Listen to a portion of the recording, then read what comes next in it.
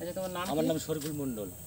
আচ্ছা আমাদের যে গ্রোথ প্রোডাক্টটা যে পটল গাছে দিয়ে তোমার কেমন কাজ হয়েছে একটু? পটল গাছে দিয়ে আমার কাজ বলতে পটলটা যেভাবে বলে গেছেন যে সাইজ হবে, সাইজ হয়েছে এবং গাছের যে কালারটা আসার কথা কালারটা এসছে। আচ্ছা ঠিক আছে।